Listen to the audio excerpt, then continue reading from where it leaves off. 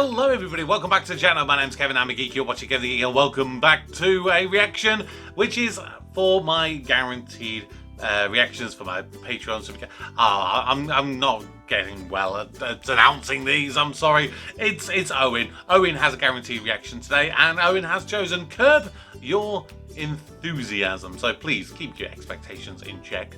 This is excuse me, it's an American sitcom. Apparently it's classed as an American television comedy of manners, which is a term I've never come across before, no idea what it is. So it is created by and stars Larry David, who he was a co-writer and co-creator of the American TV show Seinfeld, a show which I've never seen, but has always had very high, it's been very highly regarded, ran for a number of years. And apparently, one of the episodes was once ranked by TV Guide as literally the best episode of TV ever. So yeah, very highly well regarded. But Curb Your Enthusiasm follows on from that. It was originally developed from a 1-hour special from 1999 called Larry David Curb Your Enthusiasm.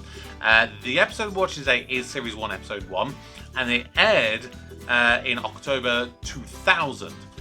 Now, it had 120 episodes in total, so 10 episodes over each of the 12 series, and literally only finished last year. April 2024 was the final ever episode of this show.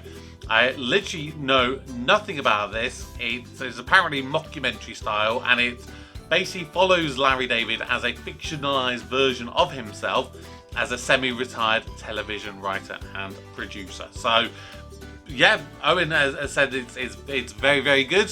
Let's check it out and see what we have got with Curb Your Enthusiasm.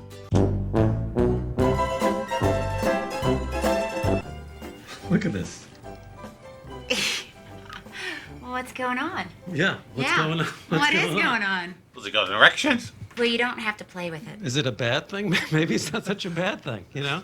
Oh, because you want people to think that you constantly have an erection. Is it a bad thing for men to walk around like that? But, you know, he's got a date and... Is this his new girl? Yeah, you know we're having dinner with them on Saturday. Right. He has a date. Yeah, Well, so what? You can't interrupt Larry, a date. You don't ask somebody to go to the movies when you have a date. No. What are you doing? Oh, really? You know what? You should go to the movies with Larry. Yeah. You want to golf this weekend? I don't know. I'll have to ask Hitler. Hitler. Hitler? Wow. Hitler?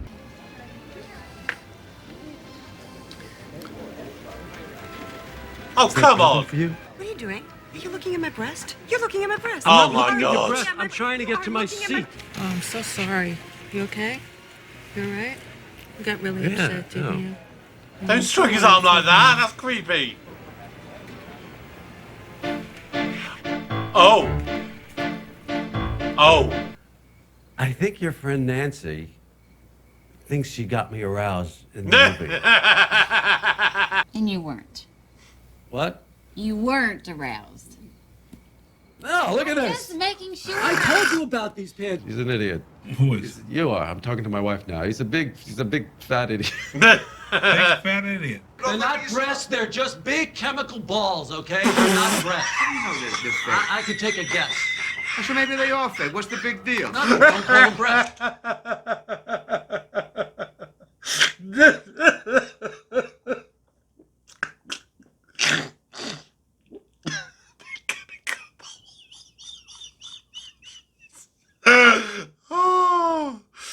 Oh, that was good. Big chemical balls. Oh. Oh. Dude. You're taking the word of a girl that you've apparently just met over supposedly a long-term friend. It says it all. It just says it all about this, doesn't it? It's funny because you thought that I had an erection. But That's what why I it's don't funny, understand because I was wearing... Wait a second. That's what we're saying. Will people just talk one at a time, please? This is what causes so many communication errors in so many conversations. One person talk at a time, please. Right. Okay. Let's have a think here with that. So that's I mean, it's interesting. Let's put it that way. So Jeff Garlin played the manager. He seemed familiar to him, to me. I'm just having a quick look at his filmography and stuff. Seeing if there's anything that really springs to mind that I may have seen him in.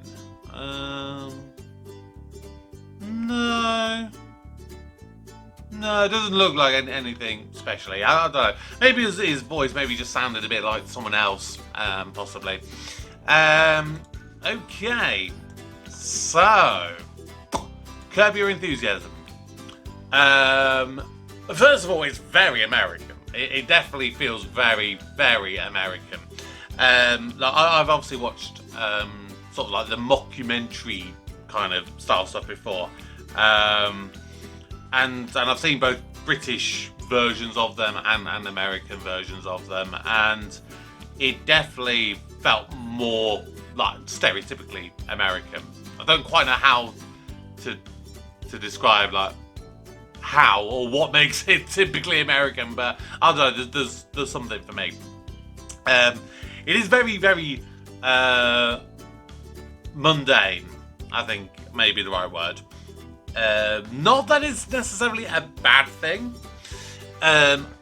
What I will say, so with let's say the reference to the Kathy Griffin thing right at the very end, if they hadn't made a very big point of going, this is Kathy Griffin, I may not have made the link to the earlier jokes where they were going, oh yeah, we've told it, it's Kathy Griffin, and you know, she called up and we're going to write the pilot, blah, blah, blah, all that kind of stuff. That probably would have been lost on me. And I think that's where a show like this, I mean, from what I have read, there's a lot of, you know, guest actors who make guest appearances and so on and so forth.